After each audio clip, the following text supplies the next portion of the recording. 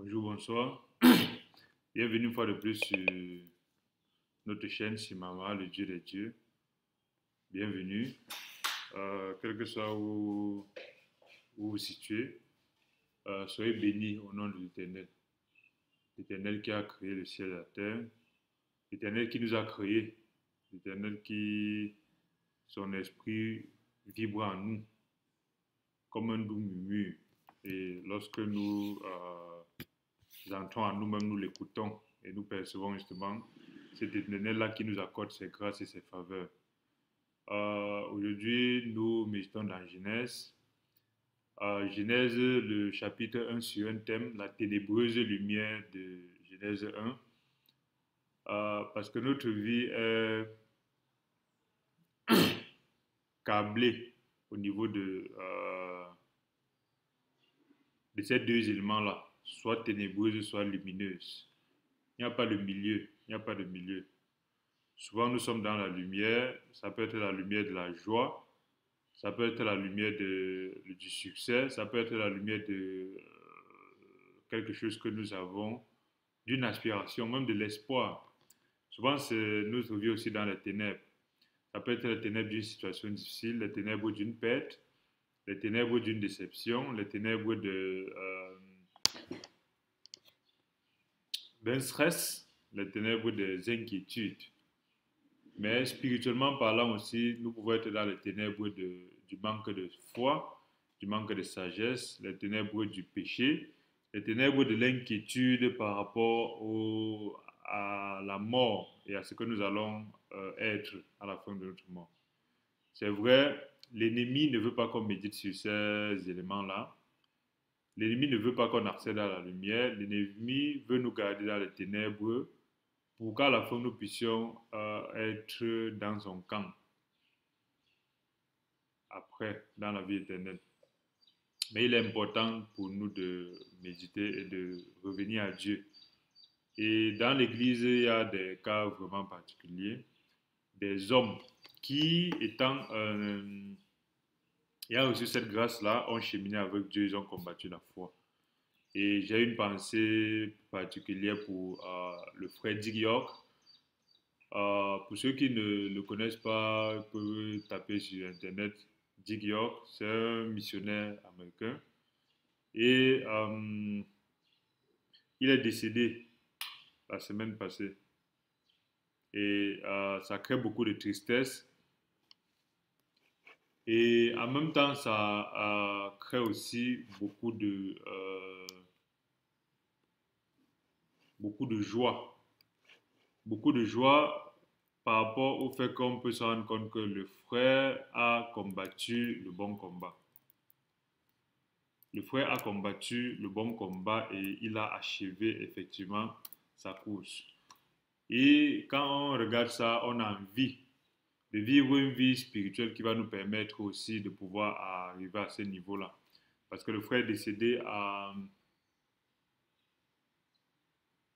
je pense, 93 ou 93 ou 94 ans.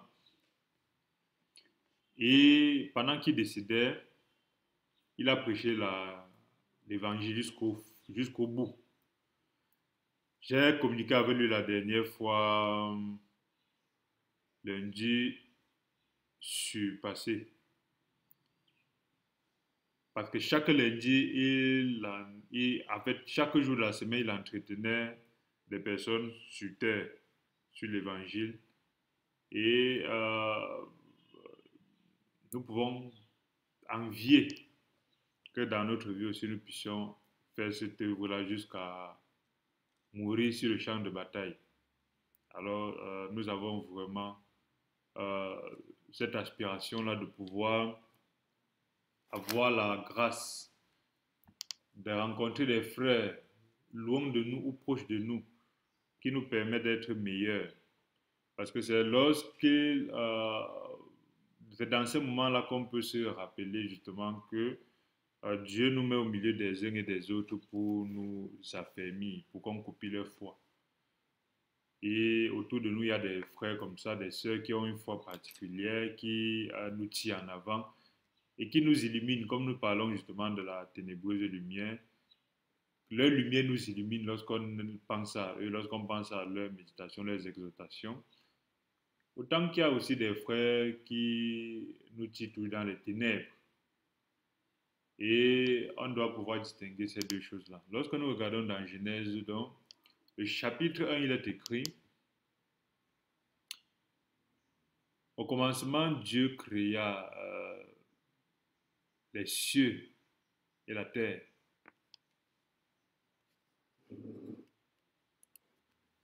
Dieu créa les cieux et la terre, et la terre était informe et vide. Dieu créa les cieux et la terre était informe et vide. Il y avait des ténèbres, on est Genèse 1 à partir du verset 1, il y avait des ténèbres à la surface de la terre. Et l'Esprit de Dieu se mouvait au-dessus des eaux. Dieu dit que la lumière soit, et la lumière fut. Dieu vit que la lumière était bonne, et Dieu sépara la lumière d'avec les ténèbres. Dieu appela la lumière jour, et il appela les ténèbres nuit. Ainsi il y eut un soir et il y eut un matin, ce fut le premier jour. Le premier jour, c'est un jour où Dieu a séparé la lumière d'avec les ténèbres. Verset 6. Dieu dit qu'il y ait une étendue entre les eaux, qu'elle sépare les eaux avec les eaux. Et Dieu fit l'étendue et il sépara les eaux qui sont au-dessous de l'étendue avec les eaux qui sont en dessous de l'étendue. Ce fut ainsi. Dieu appela à l'étendue ciel. Ainsi il y eut un soir et il y eut un matin, ce fut le second jour.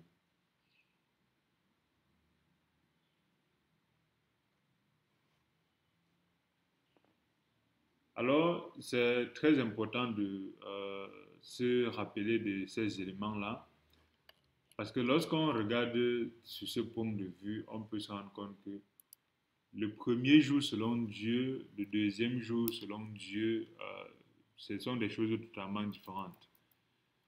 Il y a des éléments que Dieu a mis en exergue, que nous devons aussi tenir compte de ça. Alors, la terre était informe et vide. Il y avait des ténèbres à la surface de l'abîme. Dans notre vie, généralement, nous nous rendons compte qu'il y a beaucoup de problèmes souvent. Il y a ces moments-là où nous avons des problèmes insurmontables. Et actuellement, je sais qu'il y a des cœurs dans lesquels il y a des problèmes insurmontables. Même si en apparence on montre qu'on est fort, on montre qu'on tient. Des problèmes insurmontables qui sont exactement comme les ténèbres. Ces ténèbres ça peut être un problème lié aux autres, ça peut être un problème lié à nous-mêmes. Ça peut être une difficulté financière, une difficulté sanitaire, ça peut être une difficulté liée à l'environnement ou à l'éducation. Ça peut être même une difficulté liée à l'Église. Parce que ce qu'il y a de particulier aujourd'hui, c'est que l'Église est comme dans une sorte de ténèbres. Parce qu'aujourd'hui, autour de nous, on se dit, les chrétiens, pourquoi vous êtes tant divisés? Aujourd'hui, il y a le christianisme qui est comme une cymbale qui tourne, comme un tonneau vide. Dans ce sens où il y a tellement de choses liées au christianisme autour de nous, mais les fruits sont aussi un peu rares. Les fruits du christianisme sont un peu rares. Dans le sens où certains disent, les églises se multiplient, mais pourquoi les choses vont toujours si mal? Certains disent, oh tel, pourquoi tu fais ça? Tu dois à l'église, pourquoi tu fais ça? Et ils arrivent à dire, je ne veux pas être comme ces gens-là qui passent le temps à l'église, après ils viennent, ils sont pires que nous. Et en ce moment, c'est une ère ténébreuse pour l'épouse de Dieu qu'est l'église. Et cette ère ténébreuse-là ne permet pas que les uns et les autres voient la lumière de Jésus-Christ briller. C'est pourquoi ça devient presque difficile, honteux, insoutenable de soutenir son christianisme face à la société, face aux uns aux autres. Parce qu'on va essayer de vous dire que non, le christianisme c'est les choses des blancs, il faut rentrer à la tradition. Oui, on veut bien vous écouter, vous chrétiens, mais vous êtes divisés. On veut bien vous écouter, chrétiens, mais les pasteurs spolient les gens. On veut bien vous écouter, mais il y a des faux miracles, des... Et cela semble avoir des supports sur lesquels on utilise pour présenter ces éléments qui ne sont pas vrais. Mais ça montre justement que les frères et sœurs, qu'on ne doit pas appeler forcément païens, mais que ça veut dire que les êtres humains ont besoin de voir la lumière dans l'Église de Christ. Malheureusement, nous n'avons pas vraiment, nous chrétiens, cette aptitude-là de pouvoir séparer nous-mêmes individuellement nos ténèbres et ne faire voir que la lumière, pour que cette lumière-là mise ensemble puisse briller, pour que les frères et sœurs voient justement que c'est quoi l'Égypte qu'il veut qu'on rate. Quand je parle de l'Égypte, je ne parle pas de l'Égypte, le pays. Je parle de la civilisation égyptienne qu'ils essaient de montrer. Cette civilisation égyptienne-là, c'est naturel pour nous de vouloir être grands. C'est naturel pour nous de nous dire, nous venons d'un peuple qui avons créé tout sur terre. Pourquoi aujourd'hui on nous fait passer pour des gens qui n'avons rien fait? On nous a vendus, on nous a traités, ainsi de suite aujourd'hui. Mais je pense que le plus grand problème de ça, le plus grand problème, c'est lié à nous-mêmes. Ce n'est jamais les autres. Pourquoi? Parce que les Africains n'ont pas pris le temps d'étudier leur histoire. C'est pour ça qu'ils sont restés dans les ténèbres. C'est pour ça qu'on parle de la ténébreuse lumière des Genèse, on peut se rendre compte que au commencement, la terre était informe et vide. Parce qu'en réalité, lorsqu'on étudie, pour condenser très rapidement d'où nous venons, lorsque la parole de Dieu nous a expliqué justement, Dieu a créé l'homme au jardin d'Éden. Le jardin d'Éden était naturellement situé en Afrique, en Éthiopie, dans le secteur de l'Éthiopie, la Somalie aujourd'hui. Et il y a des éléments qui prouvent exactement ça. Mais ce n'est pas par rapport au fait que c'est situé en Afrique que je mets en exergue cet élément-là. C'est par rapport au fait que, originellement, nous avons tout eu. Mais qu'est-ce qui s'est passé? C'est qu'il y a eu le péché qui est entré, il y a eu la séparation, ainsi de suite, il y a eu tout ce qui s'est passé. Mais Dieu a donc retiré son esprit de l'homme et Dieu a laissé l'homme s'en sortir par lui-même. Et de la première éternité, qui est avant la création, Satan ayant péché, Dieu l'a chassé avec des anges. Et ces anges-là, Dieu n'a pas pris leur pouvoir. Dieu les a chassés juste de la communion avec lui, mais il a laissé le pouvoir, Satan étant le chef. Et je pense un tiers des anges étaient partis avec Satan. Et fait tiers des anges-là, ils s'appellent les Elohim. Les Elohim. Et ces Elohim-là, ce sont des anges super puissants, super ayant des grands pouvoirs. Et ces anges-là, on peut se rendre compte qu'ils ils se sont intéressés à la nouvelle créature que Dieu avait fait, qui était l'homme. Et l'homme était abandonné. C'est pour ça qu'ils sont venus. Ils ont aimé les femmes des hommes. Ils ont fait des enfants avec les humaines, quoi. Et ces enfants-là étaient donc moitié humains, moitié anges. Et ces enfants-là sont des personnes fameuses que nous avons dans toute l'histoire humaine. On a des personnes avec des demi-pouvoirs. Et jusqu'à aujourd'hui, ça existe. Et la multiplication de ces personnes-là a fait des humains des personnes mineures. Il y avait donc beaucoup de mélanges parce que justement, ce mélange-là avait pour but, Satan avait pour but par ce mélange-là d'empêcher qu'il y ait l'être humain intègre, qu'il n'y ait plus, que la race humaine ne soit plus intègre parce que la race humaine en restant intègre, Dieu devait utiliser ça pour résoudre le problème du péché à travers le Christ. Et le Christ ne pouvait venir qu'à travers notre humain intègre.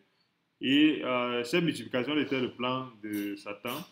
Et ces anges-là, ces Elohim-là ont donc enseigné aux hommes beaucoup de choses que ce n'est pas Dieu qui a enseigné.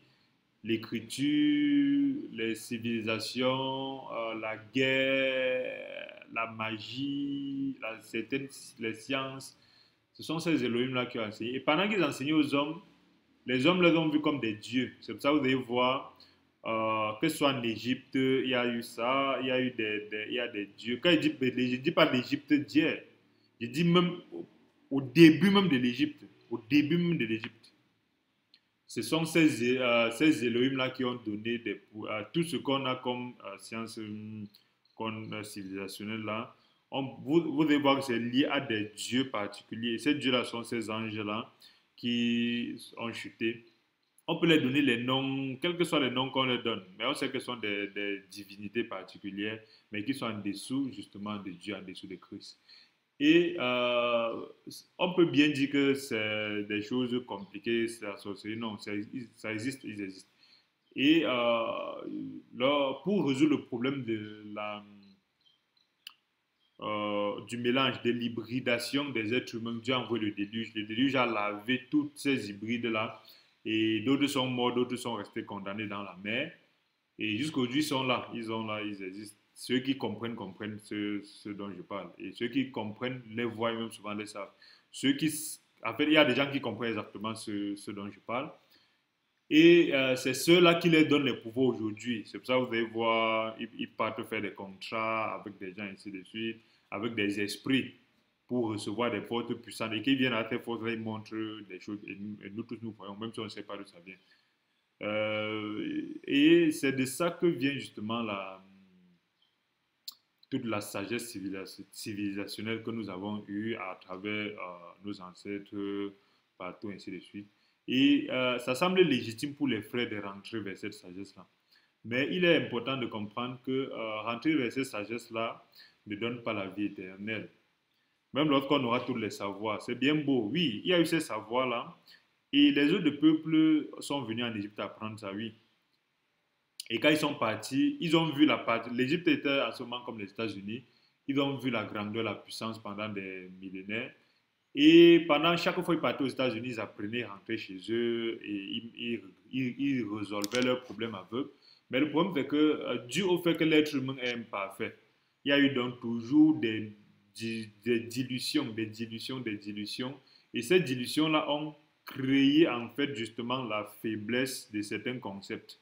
C'est pour ça justement l'Égypte, à un moment donné, au fur et à mesure, a commencé à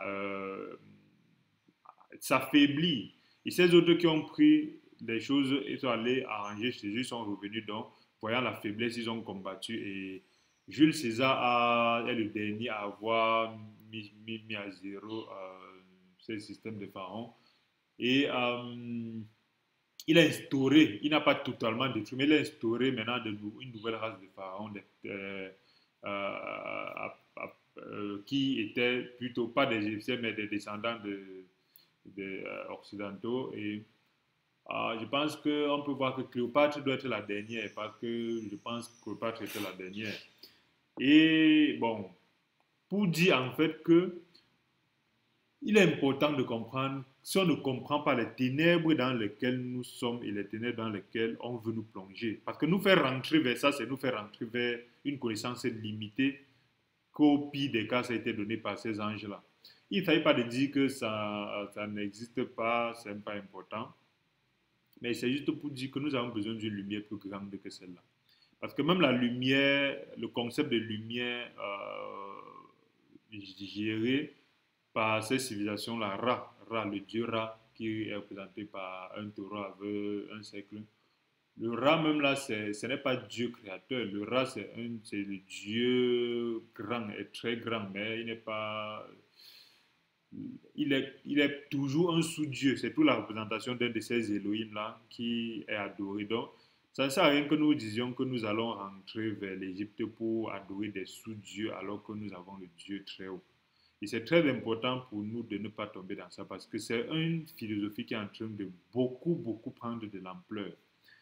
Parce que des frères et sœurs sont vraiment en train de se déconnecter du Dieu de lumière. ou se connecter à des sous-dieux. Et c'est très important de comprendre que la terre était informe et vide. Il y avait des ténèbres à la surface de l'abîme. Voilà l'origine d'où nous venons. C'est de là que nous venons. Et lorsqu'on applique ça dans notre vie, au niveau du continent, au niveau de l'Église de Dieu, on peut se rendre compte que actuellement nous sommes plongés dans les ténèbres.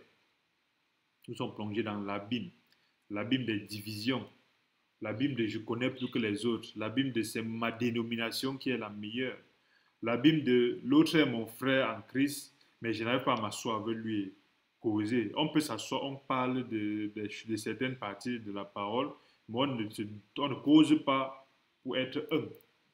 Et de cet abîme-là, il y a une lumière que Dieu nous montre justement, c'est que l'Esprit de Dieu est au-dessus de tout cela. Ça veut dire que nous marchons dans la vallée de l'ombre de la mort, que ce soit au niveau de l'être humain, au niveau de tout ce qui arrive de très mal pour l'humanité aujourd'hui, que ce soit au niveau de l'Église, mais l'homme spirituel doit avoir cette assurance qu'au-dessus de lui, même s'il est dans le noir total, au-dessus de lui se trouve l'Esprit de Dieu. Et ça nous fait avoir de l'espoir d'abord. Après, ça crée encore en nous de l'espérance.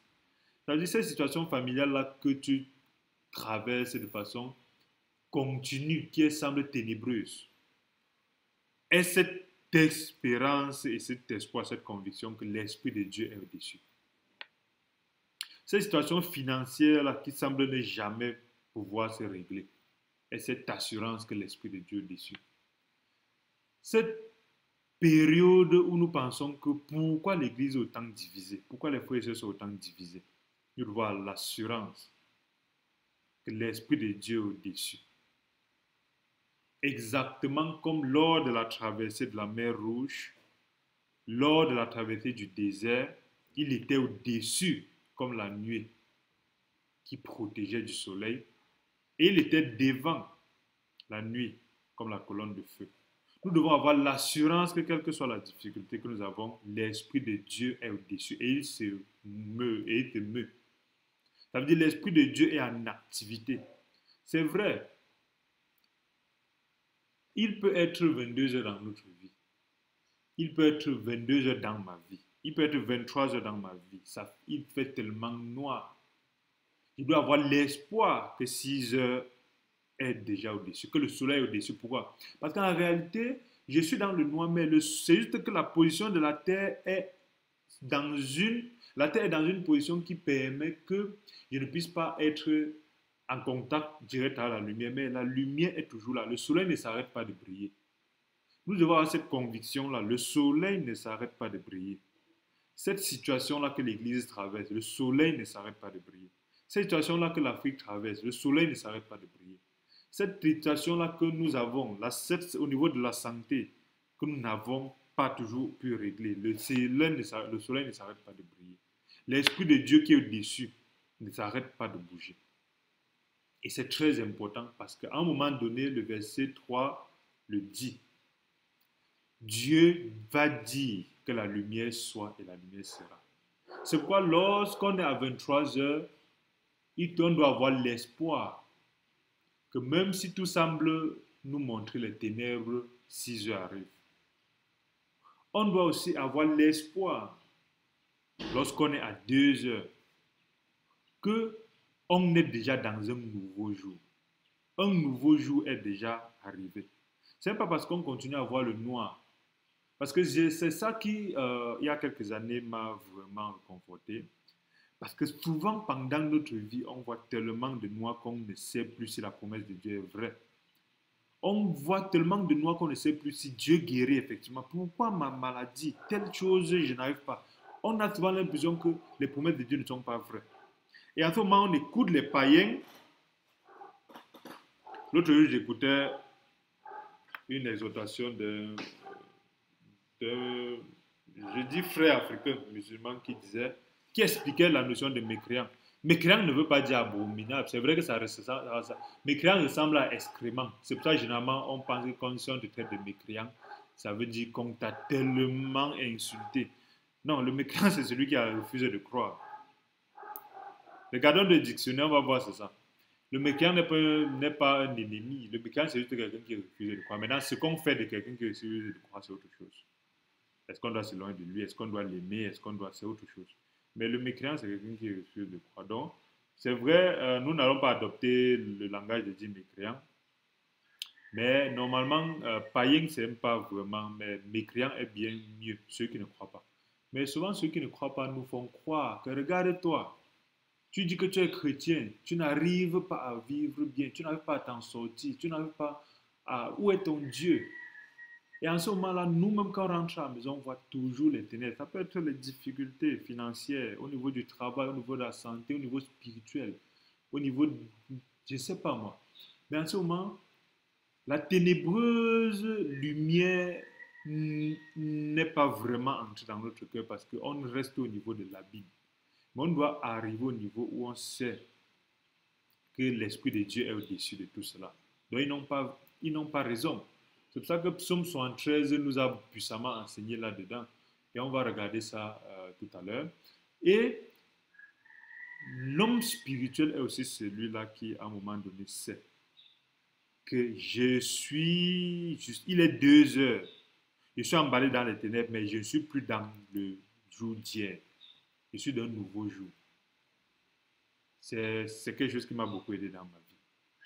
Parce qu'à un moment donné, il est 3 heures, il est 4 heures, mais tu vois, tout est noir. Et Dieu te dit, tu es dans un nouveau jour. Tu n'arrives pas à croire. Comment Dieu ça, mais c'est tout. À 23 heures, j'étais comme ça. À 22 heures, j'étais comme ça. J'étais toujours dans le noir.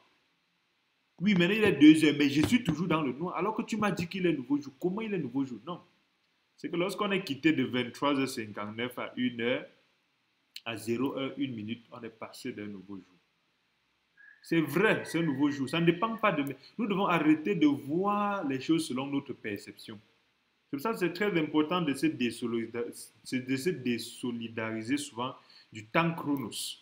Parce que le temps chronos est un temps qui est extrêmement important, le temps qui s'écoule. Mais le temps kairos, c'est le temps du moment opportun. Le temps kairos, c'est le temps du moment opportun. Alors, le temps chronos s'écoule de 23h59 à 0h1. Mais nous devons savoir que malgré le fait que c'est encore nous autour de nous, nous ne sommes plus au même jour. Alors ce que Dieu dit est vrai. Et nous devons nous comporter comme étant au nouveau jour. Même si nous sommes au 22, si nous sommes à 23h59 du 31 janvier 2025. Lorsqu'il est 0h1, nous sommes dans une autre année, nous sommes dans un autre jour, malgré le fait que la situation n'a pas changé parce qu'il fait toujours noir. Et c'est ça qui fait que nous devons établir cela. Pourquoi? Parce qu'on sait que le Dieu qui dit au verset 3 que la lumière soit et la lumière fut, est celui-là que lorsqu'il a parlé, ça se réalise, même si je vois encore le noir. C'est ça qui fait souvent, on te dit, j'ai prié pour telle chose, Dieu n'a pas tout réglé, j'ai demandé telle chose, Dieu ne m'a pas toujours donné. Non. C'est qu'il a donné, quel que soit ce que tu vois, il a donné. C'est-à-dire, en lui, il y a toujours le oui. En Dieu, il y a toujours le oui. Et si on est vraiment ses enfants, on doit avoir cette assurance-là qu'il a dit ce qu'il nous a dit et que ça soit réalisé, même si on ne voit pas. Parce que c'est très, très important souvent. Parce que c'est dans ce cas-là qu'intervient ce que nous appelons la foi. La foi est une ferme assurance des choses qu'on espère. C'est une ferme assurance. Et c'est très, très important. Pourquoi? Parce que si on n'a pas la ferme assurance, on peut fléchir. Et lorsqu'on fléchit, on peut tomber et être avalé par l'ennemi. Nous devons avoir l'assurance que la lumière de Dieu est toujours là. C'est pour ça que je dis, la ténébreuse lumière est toujours quelque chose qui est vrai, dépendamment de ce que nous voyons. C'est notre foi qui éclaircit ces ténèbres-là pour qu'on voie cette lumière-là. C'est très important de prendre possession des choses parce que Dieu a dit, non parce que nous voyons. Parce que quand nous lisons dans Psaume 73, Asaph, qu'est-ce qu'il dit? Il dit Dieu est bon pour Israël. Israël, ce n'est pas le pays. Le pays a été créé en 1968. Donc, je suis un peu désolé pour les frères qui pensent que quand on parle d'Israël, on parle du pays d'Israël. Israël, c'est un peuple. Et c'est pas un peuple, c'est un peuple blanc.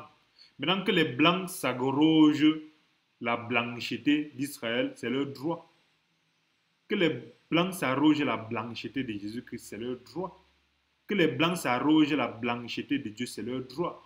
Mais nous n'avons pas à être influencés par cela et venir être frustrés pour dire que non, Dieu avantage les blancs par les noirs, et ainsi de suite. Mais toutefois, verset 2, psaume 73, mon pied allait fléchir, mais pas été sur le point de glisser.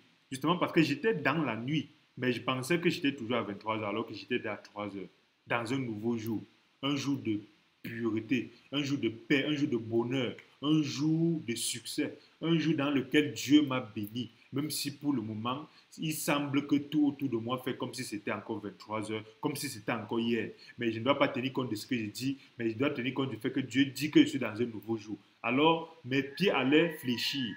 Pourquoi mes pieds allaient fléchir? Parce que je portais l'envie aux insensés, en voyant le bonheur des méchants. Rien ne les tourmente jusqu'à leur mort. Et leur corps est chargé d'embonpoint. Ils n'ont aucune part aux souffrances humaines. Ils ne sont point frappés comme le reste des hommes. Aussi, l'orgueil lui sert de collier. La violence est le vêtement qui les enveloppe. L'iniquité sort de leurs entrailles. La pensée de leur cœur se font jour. Ils raillent. Ils parlent méchamment d'opprimés. Ils profèrent les discours hautains. Ils élèvent leur bouche jusqu'aux cieux. Et leur langue se promène sur la terre. Voilà pourquoi son peuple se tourne de leur côté. Il avale l'eau abondamment. Il dit, comment Dieu saurait-il? Comment le Très-Haut connaîtra-t-il? Ainsi sont les méchants, toujours heureux. Ils accroissent leur richesse. C'est donc en vain que j'ai purifié mon cœur et que j'ai lavé mes mains dans l'innocence. Chaque jour, je suis frappé. Tous les matins, mon châtiment est là. Voilà un peu le raisonnement. Le raisonnement, c'est de dire, voilà, les autres, même sans Dieu, ils vivent bien. Rien ne les tourmente. Ils sont riches. On les voit rouler en belle voiture. C'est eux qui ont les milliards du pays. C'est eux qui ont les richesses du pays. C'est eux qui ont les grandes cités, les grands pays. Ils vivent bien. Rien, voilà pourquoi chez eux, il n'y a pas d'église. Bon, il y a c'est du mensonge. Que chez eux, ils vendaient les églises. Il n'y a pas de chrétiens chez eux. Ils s'en foutent de Dieu. Ils vivent très mal. Et avec ça, on dit, voilà les Européens, les Occidentaux.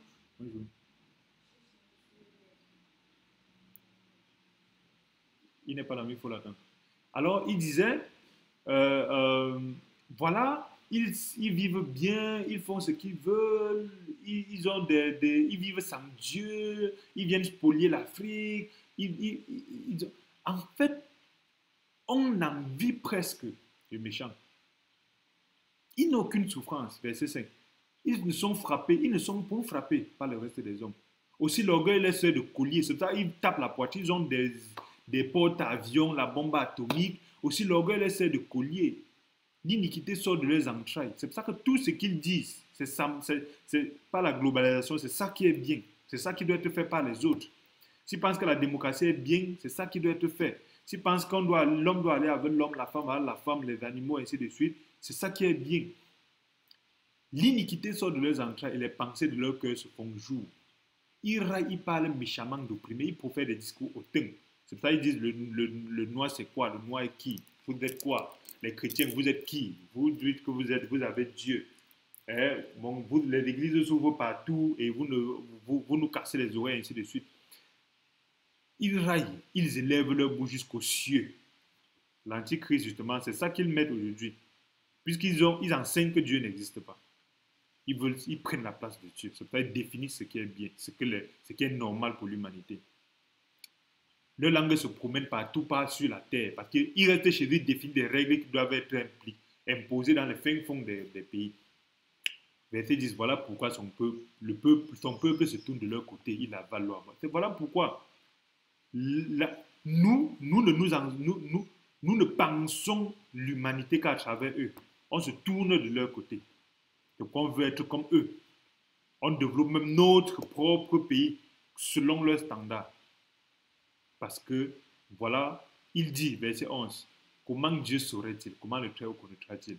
Puisqu'ils savent qu'il existe, mais ils enseignent aux générations que Dieu n'existe pas. Qu'on peut faire ce qu'on veut. Verset 12. Ainsi sont les méchants. Toujours heureux, ils accroissent leur richesse. En apparence. En apparence, ils sont toujours bien. En apparence, ils sont riches, ils vivent bien. C'est pour ça que des frères tuent pour immigrer en Occident. C'est pour ça que des gens ici vivent bien, mais ils vendent tout ce qu'ils ont pour aller en Occident. C'est pour ça qu'il y a des gens ici qui mangent ils mangent bien, ils ont des maisons, ils ont des enfants, ils ont des familles, ils portent tout ça pour aller en Occident. Verset 13. C'est donc en vain que j'ai purifié mon cœur, que j'ai lavé mes mains de l'innocence. Chaque jour, je suis frappé. Tous les matins, mon châtiment est là. En tant que chrétien, je suis à l'église, je sais Dieu, pourquoi on se moque de moi? Je sais Dieu, pourquoi il n'arrive pas à manger? Je sais Dieu, pourquoi il n'a pas aussi les grosses voitures, les grosses maisons? Voilà ce que l'ennemi nous fait croire souvent. Après, on vient dire, où est ton Dieu? Toi, tu marches à pied, tu dis que tu as Dieu. Tu dis que tu es chrétien. Si c'est pour être comme ça, voilà ce que Satan a fait de travail. Et c'est cette ténèbre-là qui nous emballe avec. Et nous devons avoir la grâce de voir la lumière qu'il y a dans cette ténèbre-là. Pour ne pas tomber dans ces pièges, dans cet abîme-là. Pourquoi? Parce que le verset 14 dit, le verset 15, s'il disait, je veux parler comme eux, voici, je trahirais la race des enfants de Dieu. Si je connais qui je suis, mon autorité, je n'ai pas à parler comme eux. C'est vrai, quand ils disent, ça me touche. Mais lorsque je grandis en Dieu, quand ils disent, je ne peux que prier pour eux. Pourquoi? Parce que le verset 16 dit, quand j'ai réfléchi là-dessus pour m'éclairer, la difficulté fut grande à mes yeux. Jusqu'à ce que j'eusse pénétré dans le sanctuaire de Dieu. Voilà comment la lumière est en train d'entrer dans les ténèbres, pour éclairer, pour dissiper, et que j'eusse pris garde au sort final des méchants. Que tout à l'heure on disait que rien ne leur arrive, mais lorsqu'on médite, on se rend compte. En fait, que le verset 18, oui, tu les places sur des voies glissantes. Ce n'est pas qu'ils sont sur les voies, c'est que Dieu, la puissance qu'ils ont régné, Dieu qui se mouvait au-dessus de nous, au-dessus des ténèbres là, ce Dieu-là qui est au-dessus et que nous devons avoir la foi qu'il est au-dessus. Et que pendant que le méchant dans les ténèbres gueule, sort sa bouche, se moque de Christ, se moque des chrétiens, se moque de notre vie spirituelle. Ce Dieu-là, le verset 2 dit, il dit que la lumière fuit, la lumière soit. Et quand Dieu nous ouvre les yeux, on se rend compte justement que, en fait, Dieu les place sur les voies glissantes. Ça revient à 1 Thessaloniciens 2 où il dit il leur donne puissance d'égarement. Et quoi? Tu les fais tomber et les mets en ruine. Et quoi? En un instant, les voilà détruits. Ils sont enlevés, anéantis par une fin soudaine. Comme un songe au réveil. Seigneur, à ton réveil, tu repousses leur image. Lorsque mon cœur s'aigrissait et que je me sentais percé dans les entrailles, j'étais stupide et sans intelligence. J'étais à ton égard comme les bêtes. Cependant, je suis toujours avec toi. Tu m'as saisi de ta main droite. Voilà la lumière de savoir que je suis d'un nouveau jour, même s'il fait encore noir. Parce que Dieu qui est au-dessus de moi me protège et me garde. Quel que soit ce qui arrive, il est avec moi. Lorsque je marche dans la vallée de l'ombre de la mort, sa houlette et son bâton me gardent et me protègent. Il dresse devant moi une table en face de mes ennemis. Il ouvre ma tête d'huile, ma coupe déborde. Voilà les certitudes que nous devons avoir lorsque nous sommes dans la vallée de l'ombre de la mort et lorsque nous sommes dans les ténèbres. Parce que le verset 23 dit, cependant je suis toujours avec toi. Tu m'as saisi des mains. Nous sommes à Psaume 73. Tu me conduiras par ton conseil. Puis tu me recevras par la gloire. Quel autre ai-je au ciel que toi? Et sur la terre, je ne prends plaisir qu'en toi. Vous voyez le change. Lorsque la lumière entre, ça dissipe les ténèbres de notre vie quand nous étions dans l'inquiétude. Ma chair et mon cœur peuvent se consumer. Dieu sera toujours le rocher de mon cœur et mon partage. Car voici ceux qui s'éloignent de toi périssent. Tu anéantis tous ceux qui te sont infidèles. Pour moi, m'approcher de Dieu, c'est mon bien. Je place mon refuge dans le Seigneur, l'Éternel, afin de raconter toutes tes œuvres. Voilà le résultat de la ténébreuse lumière de Dieu. Au début, ce sont les ténèbres. Au début, nous sommes dans la tristesse, dans l'envie de l'autre, du méchant, de ceux qui disent que rentrons en Égypte, de ceux qui disent que vous êtes chrétien, vous n'êtes rien, de ceux qui disent que te voilà, tu dis que tu as Dieu, tu misères, tu n'arrives à avoir rien. Voilà comment Dieu nous fait entrer la lumière dans le cœur. Et c'est quelque chose d'extrêmement important parce que dans l'église de Dieu, nous avons besoin de ces affirmations-là. Nous n'avons pas besoin de trop parler du bushy gospel, de la bouche et la loi, l'apparence, montrer aux gens qu'on est bien alors qu'au fond, voilà ce que nous avons besoin. Nous avons besoin de tenir ferme sur les concepts de Dieu. Et je bénis Dieu pour ces éléments-là. Chacun de nous devrait méditer sur Genèse 1, psaume 73, pour voir justement l'importance de faire comme Dieu a fait au premier jour et appliquer ça à notre vie. Parce que tout est difficile. La vie concrète devient difficile, la vie sociale devient difficile, la vie spirituelle devient difficile. Et dans l'église même, selon le modèle né de nouveau, il y a beaucoup de difficultés. Parce que les frères sont dans beaucoup d'ignorance. Il y a les frères qui sortent des dénominations et au lieu de grandir en Dieu, suivre le train que Dieu a mis, ils sont en train de créer des choses qui ne sont pas de Dieu. Et ces ténèbres-là doivent être dissipées par la lumière. Merci d'avoir écouté. Merci de méditer. Merci parce qu'en méditant cela, nous avons forcément des ténèbres dans notre vie. Et nous devons comprendre qu'il y a une lumière qui est plus puissante que cela. Et faire entrer cette lumière-là pour dissiper cela. Pour demain avoir le témoignage que j'ai combattu le bon combat, j'ai tenu ferme. Et comme le frère dit hier, nous reposer dans la ferme assurance du Père, en ayant fait vraiment ce qu'il fallait faire. Donc, merci déjà pour le fait d'étudier cela. Et si cette vidéo-ci vous a béni, si cette vidéo-ci vous a été bénéfique, n'oubliez pas de vous abonner. N'oubliez pas de cliquer sur la cloche de notification pour être alerté lorsqu'il y aura de prochaines vidéos. N'oubliez pas de partager à un frère, une sœur qui peut avoir besoin de cette fermeté-là, que Dieu est à côté de nous. Dieu est à côté de nous et qu'il va continuellement nous aider, qu'il va continuellement nous bénir et qu'il va continuellement nous faire sortir de cette ténèbre-là. Il peut avoir un frère ou une sœur qui envie le méchant, qui a tellement envié le méchant, peut-être qu'il a perdu sa foi, qui a tellement envié le méchant qu'il a peut-être rétrogradé. Peut-être cette vidéo ici pourrait l'aider encore à regarder différemment. Merci pour tout et à bientôt.